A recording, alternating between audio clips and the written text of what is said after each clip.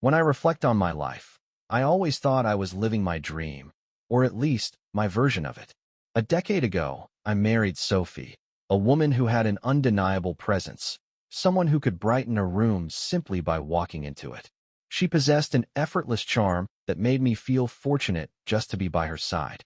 Together, we created what I believe to be an unshakable foundation, a marriage built on love, trust, and mutual respect.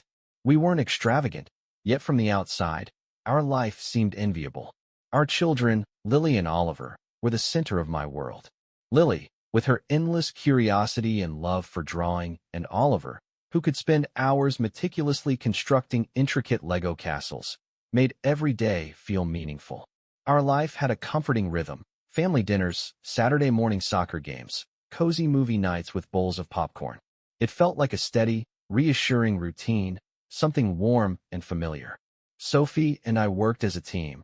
She kept everything at home running smoothly while I dedicated long hours to a job that didn't bring me joy but provided for our family. It wasn't flawless, but it was ours, and I truly believed we were happy. But looking back now, I can see the cracks that had been there all along. The small things I overlooked because I didn't want to admit that something was off. It crept in quietly, as these things often do. Sophie had always been outgoing, effortlessly striking up conversations with anyone. She used to tease me about my analytical nature, urging me to loosen up. "Not everything in life is a puzzle to be solved, Daniel," she would say with a laugh. I loved that about her. She was the spark, and I was the steady foundation. We complemented each other. But over time, that spark felt more distant. At first, I attributed it to life's usual pressures: work deadlines, managing the kids' schedules, the occasional disagreement over finances. Every couple goes through rough patches, right? Yet, I began to notice subtle shifts in Sophie's behavior, ones I couldn't quite put into words. She spent more time on her phone, scrolling with an expression that wasn't just amusement, but something else, something private. When I asked what was so entertaining, she would shrug and say it was just a meme from work, nothing significant. Then came the late nights. Sophie, who had always been in bed by 10 without fail, suddenly started staying up long after I had gone to sleep. She'd say she needed time to unwind, that she'd gotten caught up in a show on Netflix. At first, I didn't think much of it. After all, I was exhausted myself most nights. And who was I to say she couldn't have a little time to herself? But as those late nights became more frequent, an unshakable feeling settled in, a quiet unease I couldn't explain. Even when she was right beside me, it felt like she was miles away. Have you ever stood next to someone you love and felt like they were slipping further and further out of reach? That's how it was with Sophie. Our conversations became surface level, revolving around the kids' schedules, grocery lists, and day-to-day responsibilities. The deep, meaningful discussions we once had faded into mere exchanges of logistics. "Did you get Lily's art supplies? Oliver has soccer practice at 4. I told myself it was just a phase, that love matures, that it doesn't always have to feel like fireworks. But then there were the looks.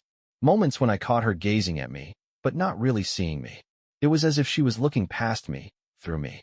And every time I tried to bring it up, to ask if something was wrong, she would smile, a tight, dismissive smile, and say, "I'm fine, Daniel. You're overthinking things again." And I believed her. Or rather, I wanted to believe her. Because acknowledging my doubts meant admitting that the life I thought we had might not have been as solid as I believed. It meant facing fears I wasn't ready to confront. So I let it go. I convinced myself that I was just being paranoid, that work stress was making me see things that weren't there. Sophie was my wife, my partner, the mother of my children. She wouldn't lie to me. She couldn't. But now, looking back, I realized those small cracks weren't just imperfections. They were warnings. Red flags that I ignored because I refused to accept what they were trying to tell me. I had built my entire world on the belief that Sophie and I were unbreakable, that no matter what challenges life threw at us, we would face them together. It's strange, isn't it? How you can be so sure of something, so convinced of its permanence, only to realize you were wrong all along. The truth? It was waiting just around the corner. And it was far uglier than I ever could have imagined. You know the saying, trust is like glass. Once it's broken, it's nearly impossible to restore. I had never fully understood the weight of those words until I began to see my own trust shatter. It didn't happen all at once. It started small, with things that were easy to dismiss if I tried hard enough. And trust me, I wanted to. Sophie used to share everything with me. She had a habit of narrating her day in vivid detail, leaving nothing out. She'd tell me about Lily spilling juice all over her drawing, about how Oliver was craving spaghetti but would only eat it if there were no strange vegetables mixed in, or even about a chatty woman at the checkout line who wouldn't stop commenting on the weather. But recently, those long-winded stories had started shrinking. They became brief, distant, vague. When I asked how her day had gone, she would simply shrug and reply, busy as usual.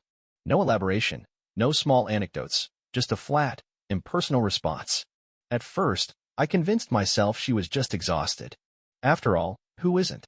But something about it didn't feel right. Then, there was her phone. Everyone spends too much time on their screens these days, but Sophie had taken it to a whole new level. She was always holding it, her fingers constantly scrolling or tapping, notifications chiming in the background like an ever-present soundtrack to our life. And what really got to me? She started tilting the screen away from me whenever I walked into the room. I'd ask casually, "What's so interesting?" hoping for a normal response. But her smile was tight, dismissive, more like a barrier than an answer. "Just work stuff," she'd say. Or worse, "Nothing important." The first time I caught her laughing at her phone, I was happy for her. I thought, it's good that she's finding something to smile about. But then it happened again. And again. And again. Each time, she kept whatever was amusing her a secret, and a strange unease started to settle in my gut like a heavy weight. I was her husband. Why couldn't she just show me? Then came the late nights. Sophie had always been someone who valued her sleep, often saying she couldn't function without a full night's rest. But suddenly, she was staying up long after I had gone to bed. More than once, I woke up in the middle of the night only to find her sitting on the couch, her face illuminated by the glow of her phone. She always looked startled, almost guilty, as if she'd been caught doing something she shouldn't. "What are you doing up?" I'd ask. Her response was always the same, "Just couldn't sleep." That excuse became her go-to. At first, I wanted to believe her, but it happened too often. And every time, she would quickly put her phone down the moment I entered the room. She started looking at me differently, too, like I was being ridiculous for even questioning her, like I was some clueless fool prying where I didn't belong. I tried to brush it off, to rationalize everything. I told myself I was overthinking it, that there was nothing to worry about. After all, she was still Sophie, right? She still made breakfast for the kids, still laughed at Oliver's terrible jokes, still kissed me goodbye before I left for work. But those kisses? They felt different. Like a routine rather than a gesture of affection. A checklist of things to do. Kiss husband. Smile. Move on. The moment doubt truly settled in was when she started working late. Sophie's job had never required long hours. She worked part-time from home, handling social media for a few small businesses. It wasn't the kind of job that called for late-night meetings. And yet, suddenly, she had them. Meetings that lasted until 9 or 10 at night. One evening, I thought I'd surprise her and offered to pick her up. Maybe we could grab some ice cream on the way home, like we used to. But when I called to let her know I was on my way, her voice was laced with something I hadn't expected: panic. "Oh no, that's okay. I'm already leaving. Don't worry about it." Her tone wasn't relieved, it was frightened. And that fear sparked something inside me that I couldn't ignore. From that moment on, I started paying attention to everything. Like a detective piecing together fragments of a crime scene, I noticed every little change. The way she avoided eye contact when I asked simple questions. The way she always placed her phone face down. The slight hesitation before she answered anything, like she needed a moment to figure out the right response. It wasn't just suspicion anymore. It was certainty. A slow, creeping certainty that grew stronger every day. The only thing I lacked was proof. And maybe, deep down, I didn't really want it. Because once you have proof, there's no going back. Once you know, you can't unknow. And I wasn't sure I was ready for that. Not yet. Not when so much was at stake. But the cracks in our marriage weren't disappearing. If anything, they were widening, spreading like fractures in glass. It was only a matter of time before everything shattered. The question wasn't if. It was when. That answer came on a quiet Tuesday night. Tuesdays were usually predictable in our house. The kids were in bed by 8:30, and Sophie and I would settle into our usual routine, her scrolling through her phone or reading a book, while I caught up on emails or watched sports highlights. It was one of those silent understandings in a marriage where being together didn't always require words. But that night, something felt different. Sophie wasn't just casually scrolling, she was engrossed, fully absorbed in whatever was on her screen. And she wasn't just smiling. She was glowing. There was a lightness in her, a radiance I hadn't seen in years. It wasn't the kind of smile she gave me when I told a bad joke or when the kids did something amusing. This one was different, reserved, almost secretive, as if meant for someone else. And that someone wasn't me. I couldn't stop myself. Trying to keep my tone light, even playful, I asked, "What's so funny?" Startled, she looked up, her thumb hovering mid-scroll before she quickly responded, "Oh, nothing." Her voice was too breezy, too casual. Then, as she had been doing more and more lately, she placed her phone face down on the couch beside her, as if shielding it from prying eyes. My eyes. It was such a small gesture, but it hit me like a punch to the chest. That phone had become her world, her safe space, her confidant, her escape. And the way she guarded it, you'd think it contained classified information. I tried to ignore the growing unease, to push the feeling deep down where it couldn't reach me. But I couldn't. Not anymore. Later that night, while Sophie slept peacefully beside me, I found myself staring at the ceiling, my mind racing. For weeks, no, months, I had convinced myself that I was imagining things, that I was just overthinking, the way she always said I did. But deep down, I already knew. The truth was right there, just beyond my grasp, taunting me. And I needed to face it. Quietly, I slipped out of bed and reached for her phone on the nightstand. I wasn't proud of it. Spying on your spouse wasn't exactly the foundation of a trusting marriage. But I felt like a drowning man clutching at anything that might keep him afloat. I needed answers, even if they shattered me. The screen lit up, and there it was. Ryan's name.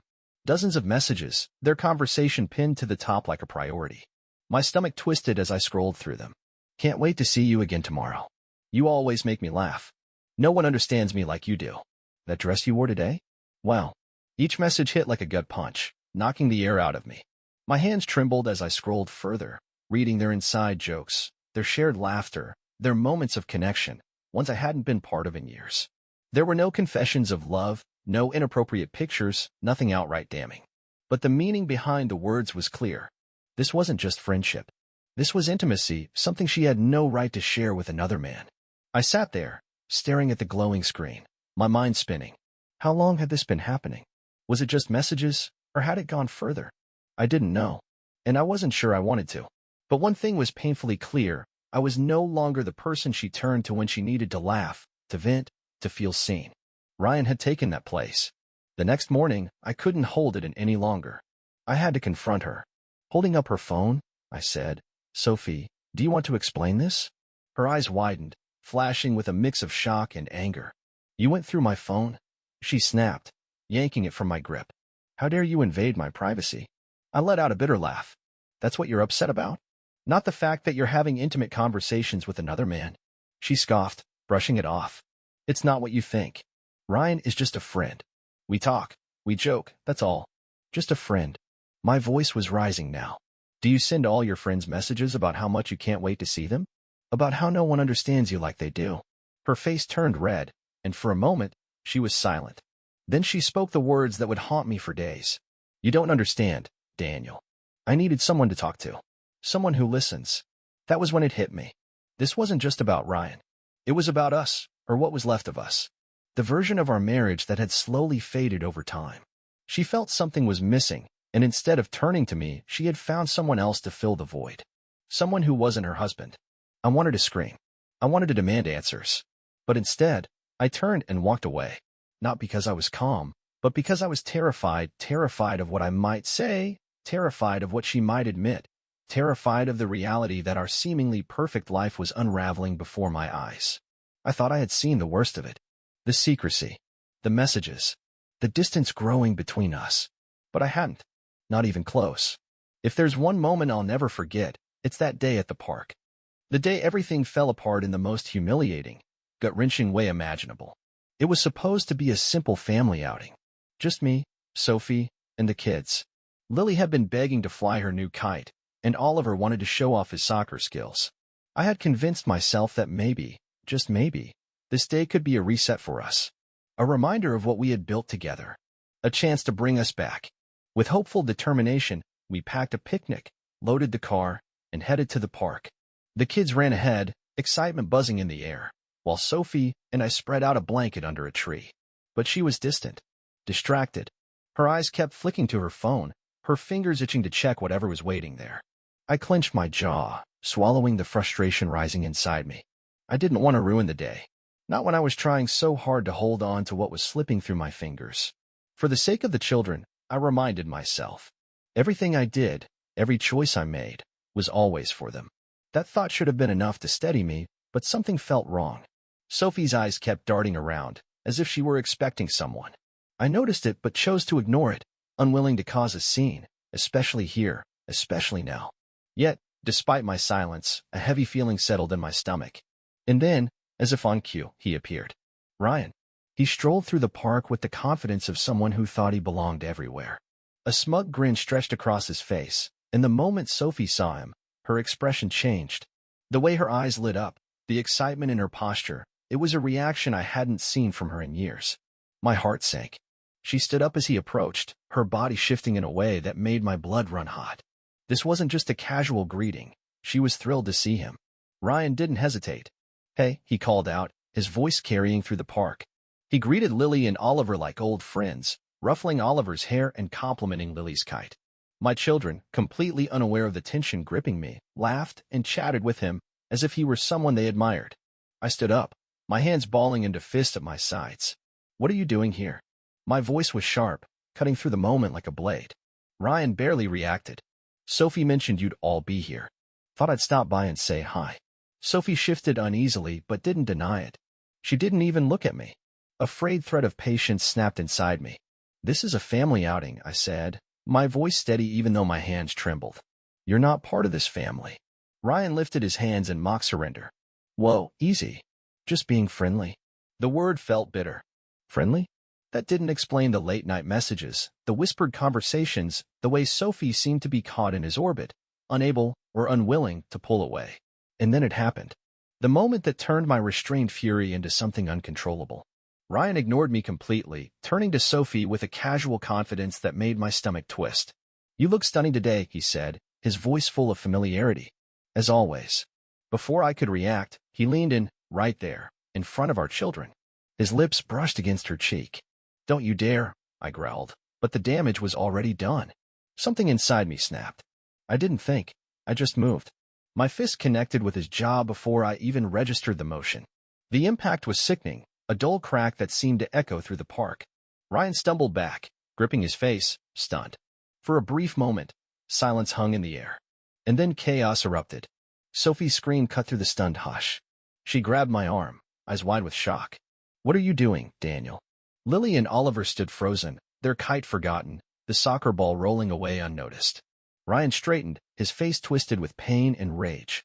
Blood trickled from the corner of his mouth. You're insane, he spat, his voice uneven. I'm calling the cops. Call whoever you want, I shot back, my voice rough with fury. But stay away from my wife. Stay away from my kids. Sophie's expression was a storm of anger and panic. You've embarrassed all of us, she hissed, glancing at the growing crowd. People were watching, some whispering, some recording.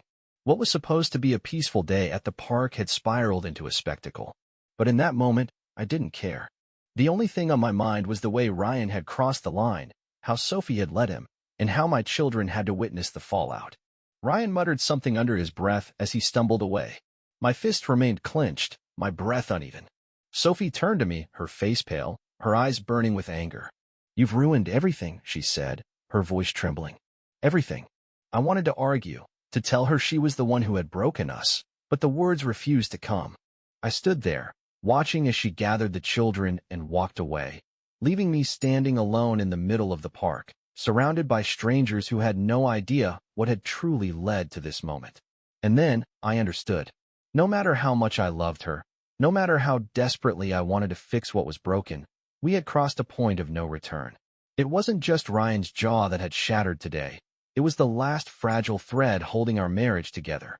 I wish I could tell you that the fight at the park changed things, that it brought clarity, forced Sophie to realize what she stood to lose. I wish I could say we went home and had the kind of heartfelt conversation you see in movies, the kind that fixes everything. But life doesn't work like that. What followed wasn't a resolution, but a slow, painful unraveling. The police arrived about an hour after the fight. I was still on that park bench, staring at the ground, replaying the moment over and over. The impact of my fist, the sharp gasps from the crowd, the way Sophie's voice had cracked when she screamed my name. "Sir, we need to talk." The officer's voice pulled me out of my daze. I barely reacted. Whether it was Sophie or Ryan who had called them, I didn't know. I didn't even care anymore. They asked questions, took statements, gave me a long, drawn-out lecture about public altercations. And as I sat there, listening, I realized something. The fight might have ended, but the damage had only just begun. Ryan, as expected, played the victim to perfection, pressing an ice pack against his jaw and soaking up every bit of sympathy he could.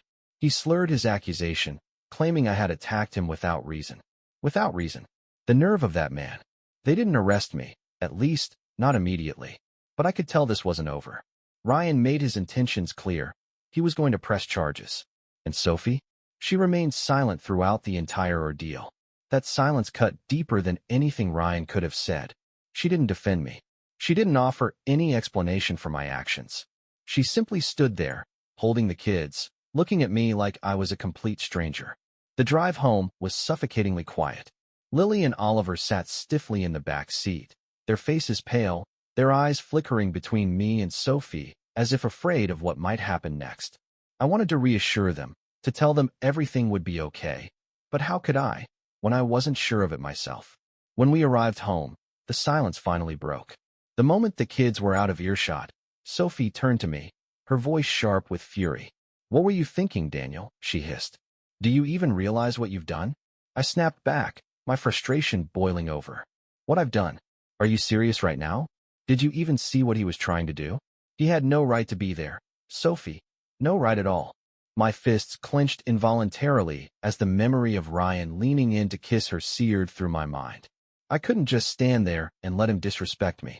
Disrespect us. Sophie let out a bitter laugh, her tone dripping with disbelief. "Disrespect us?" she echoed. "You really think you're the victim here? You humiliated me, Daniel, right there, in front of everyone. You made a scene. And now the kids." Her voice faltered, and for a brief moment, I thought she might cry. But she didn't. She just shook her head, her expression hardening. "You've ruined everything." That was when I understood. She wasn't upset about Ryan. She wasn't angry at him for overstepping boundaries, nor at herself for letting it happen. Her anger was directed at me. In her mind, I was the real problem. Not the late-night messages, not the secrecy, not the lies. Just me. And the kids? They were just caught in the crossfire. Lily refused to look at me for the rest of the night. Oliver, his small voice filled with worry, asked me if I was going to jail. I forced a smile, though it felt hollow. "No, buddy," I reassured him. "I'm not going anywhere." But even as I spoke, doubt gnawed at me. I wasn't sure if I believed my own words. The days that followed blurred together. Ryan kept his word and filed a police report. Soon enough, I got the call. A detective at the station wanted me to come in for questioning. Hours were spent in a cramped room, telling my side of the story to a man who looked like he'd heard every version of it before. "Domestic disputes get messy," he muttered, barely glancing up from his notepad. "But throwing punches in public? That's never the solution." I wanted to argue, to make him understand that this wasn't just some petty fight. Ryan had crossed a boundary that no man should ever cross. But I knew it was pointless. The law didn't concern itself with pride, or respect, or betrayal. It only saw a man who had thrown a punch and another man with a fractured jaw. Things at home weren't any better. Sophie and I spoke only when necessary, our words clipped and tense, like two people trapped in the same house but desperate to be anywhere else. She refused to acknowledge Ryan, the texts, or what had happened at the park. Instead, she turned it all back on me.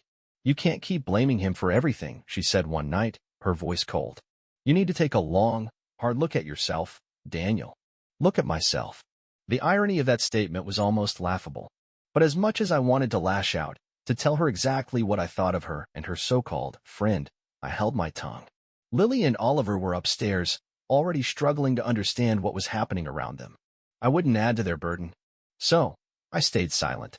I waited, hoping the storm would pass. But deep down, I knew better. This wasn't the kind of storm you simply waited out. This was the kind that left nothing but wreckage in its wake. and I had no idea how to start picking up the pieces. I had always believed that I could endure anything, that emotional pain was just another hit life threw at you, something you learned to take. I thought I was holding on for the sake of my marriage, my family, and the life we had built together. But there's a limit to how much a person can take, and when you reach that limit, it doesn't announce itself. It creeps up on you quietly. For me, it arrived in the stillness of the night after the park incident, when the chaos had settled but the damage remained. Sleep became impossible. I lay in bed, staring at the ceiling, my mind looping through the last few days like a broken record. And through it all, Sophie's words rang the loudest. "You've ruined everything." It wasn't just what she said. It was the way she said it, like I was the villain in this story. Like I was the one who had shattered trust, not her. I tried convincing myself that her anger was just a way to deflect, a way to avoid facing her own mistakes. But no matter how hard I tried, a small, nagging thought refused to leave me. What if she truly believed it? She might have convinced herself that I was the real problem, rewriting the story of our marriage until I was the villain who pushed her towards someone else. Maybe she'd been doing it for so long that she actually believed it. The worst part wasn't just the betrayal, it was her complete lack of remorse. She had told me she never meant for things to spiral out of control, but those weren't the words of someone who regretted their actions. They were the words of someone who found the consequences inconvenient. She wasn't sorry for what she had done. She was only frustrated that I had uncovered the cracks she had worked so hard to conceal. Every conversation between us was like navigating a battlefield full of hidden traps. I tried to confront her about the late nights, the messages, and Ryan's completely inappropriate behavior, but she refused to engage. She would cut me off every time. "We've already discussed this, Daniel," she would say with an exasperated sigh. "How many times do I have to tell you? There's nothing going on." That phrase, "nothing going on," had become her shield, her go-to defense. I had heard it so many times that I had lost count. It was her way of deflecting every doubt, dismissing every concern, and blocking every attempt I made to get to the truth. And each time she said it, the little trust one had left in her crumbled even further. One evening, after the kids were asleep, I reached a breaking point. I couldn't keep bottling it up any longer. "Sophie," I said, my voice steady but unyielding. "We need to talk. Really talk. No excuses. No dismissing me. I need answers." She let out a sigh, not even glancing away from her laptop. "I don't know what else you want me to say, Daniel. We've already gone over this." "I want the truth," I demanded, my frustration seeping through my voice. "I want to know why you think it's okay to put someone else above your own family. Why you allowed him into our lives. Why you let him." I hesitated, my throat tightening, before finally finishing. "Why you let him act like he was your husband instead of me." That made her pause. She finally closed the laptop and looked at me, her face unreadable. "I needed someone to talk to," she admitted after a long silence. "Someone who listens. Someone who isn't just going through the motions." I repeated her words, disbelief rising in my voice. "Going through the motions? Do you have any idea what I've been going through? How hard I've been trying to keep this family together while you—" My voice caught, and I shook my head. "No, of course, you don't. Because you've been too busy hiding behind Ryan to even notice." Her eyes narrowed, and for a moment, I braced myself for an argument, expecting her to throw my words back at me. But instead, she simply shook her head. "You don't understand," she whispered. "You never have." And that was the moment I realized that this fight wasn't just about Ryan, or the messages, or the situation at the park. It was something much deeper. It was about years of unresolved issues, about a marriage that had eroded so slowly that we hadn't even noticed until we were standing in the ruins of it. We were no longer the same people, no longer the couple who had once promised forever. The weight of it all pressed down on me, the lies, the betrayal, the constant denial. It was suffocating. I could no longer pretend this was just another hurdle to overcome, another challenge we could fix with time and effort. I had spent too long sacrificing my dignity for a marriage that had already fallen apart. That night, lying beside her in bed, the space between us felt vast, like an unbridgeable canyon. I stared up at the ceiling, my heart pounding in my chest, and for the first time, I let myself consider the possibility that maybe this was truly the end. Maybe love alone wasn't enough to mend something so broken. Maybe it was time to stop fighting for something that no longer existed. There's a particular kind of apology that doesn't bring relief but instead feels like an insult, like tossing a bucket of water on a house that is already burned to the ground. That's exactly how it felt when Sophie finally decided to apologize. If it could even be called that. It happened about a week after the incident at the park. By then, the silence between us had turned unbearable. We weren't just avoiding conversations, we were avoiding each other entirely. We passed each other in the hallways like distant acquaintances, barely exchanging words. The kids noticed. Lily asked me why Mommy and Daddy weren't talking. Oliver didn't ask, but the worried look in his eyes was enough to make me feel like I was failing as a father. That evening, I sat in the living room, mindlessly flipping through TV channels without really watching anything when Sophie walked in. She lingered near the doorway, hesitating as if debating whether to leave or stay. Eventually, she crossed the room and sat down at the far end of the couch, keeping as much distance as possible between us. "I've been thinking," she said softly, "about everything." I didn't reply.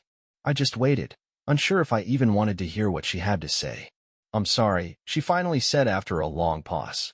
"I didn't mean for things to get this bad. I didn't mean to hurt you." For a moment, I just stared at her, letting the words settle. Then, my voice came out sharper than I intended. "Didn't mean to hurt me?" I repeated, disbelief creeping into my tone. "Sophie, this isn't just about hurt. You betrayed me. You lied to me. You brought another man into our lives, into our children's lives, and now you're telling me you never intended for things to spiral like this." His words cut through the tense air, and she flinched, though her expression quickly hardened. "You don't understand, Daniel. It wasn't like that," she insisted, her voice carrying a quiet desperation. "Then explain it to me," I shot back, my frustration spilling over. "Help me understand, because from where I'm sitting, it looks an awful lot like you put Ryan above our marriage, above our family." She exhaled heavily, shaking her head. "It was never about Ryan. It was about everything else, about us, about the way things have been for years. I needed someone to talk to, someone who actually saw me." The words hit me like a blow. "Saw you," I repeated, my stomach twisting. "So, you're saying you turned to him because I didn't make you feel seen? Do you have any idea what it's been like for me? Watching you pull away, watching you lie to my face, watching you let another man take on a role that was supposed to be mine." Her gaze dropped to her lap. "I didn't mean for it to happen," she murmured again, her voice barely above a whisper. I didn't know how to talk to you anymore." For a moment, something in me wavered. A flicker of sympathy, maybe. But it disappeared just as quickly as it came, buried beneath the weight of all the times I had reached out, tried to have those conversations, tried to fix what was breaking between us, only to be met with silence, avoidance, lies. And now she wanted to pin this on me? To say I didn't try hard enough? "I'm done," I said finally, my voice steady, quiet, but resolute. "I'm done trying to fix something you clearly weren't willing to fight for. You say you're sorry, but you're not sorry for what you did. You're just sorry you got caught. Sorry things got complicated. But you're not sorry for betraying me. You're not sorry for bringing Ryan into our lives." Her voice trembled as she responded, "That's not fair. You're not perfect either, Daniel. You've made mistakes too." "Maybe I have," I admitted, "but I never invited someone else into our marriage. I never lied to your face. I never put our children in the middle of this mess." She didn't argue. She didn't even look at me. She just sat there, staring at the floor, while the silence between us stretched, heavier than words. Then, without another word, she stood up and left the room, leaving me alone on the couch. And that was it. Her attempt at making amends. A half-hearted apology that felt more like an excuse than true remorse. No promises to change, no effort to repair what was broken. Just an admission that she hadn't meant for things to fall apart. I sat there long after she was gone, thinking about all the years we had spent together, the memories we had made, the future we had once imagined. And for the first time, I understood that none of it mattered anymore. Because a marriage without trust, without honesty, without respect, it wasn't a marriage at all. It was just two people occupying the same space, pretending everything was fine when, in reality, nothing was.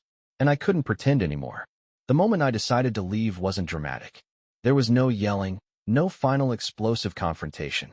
It was quiet, almost eerily so. I was in the kitchen, staring at a cup of coffee I hadn't touched, listening to the faint sound of Sophie moving around upstairs. She was getting ready for the day, humming softly, as if nothing had changed, as if our marriage wasn't crumbling around us. For weeks, I had tried to hold on, convincing myself there was still something left to salvage. But every attempt, every conversation, every flicker of hope had been met with the same response.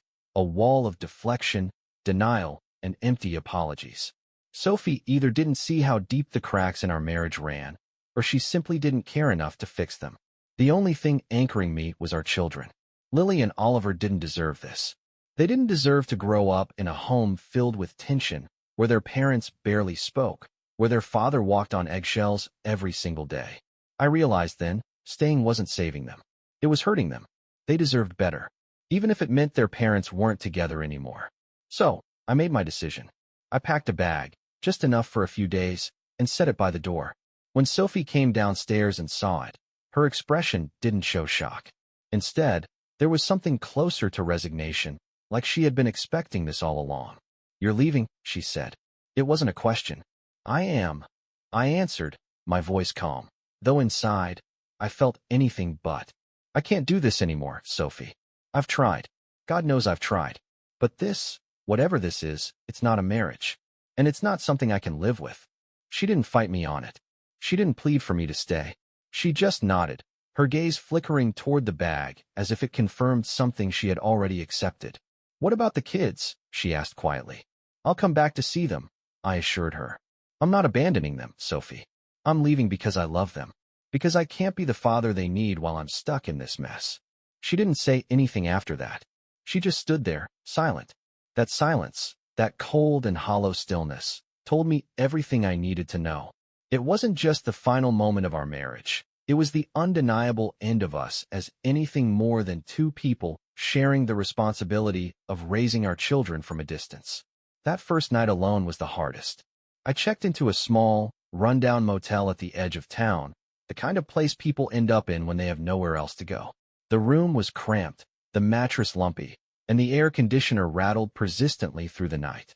But despite all that, for the first time in what felt like forever, I experienced something close to peace. There were no fights, no tension thickening the air, no unsaid words simmering beneath the surface. It was just me, alone with my thoughts. The following weeks passed in a haze of responsibilities.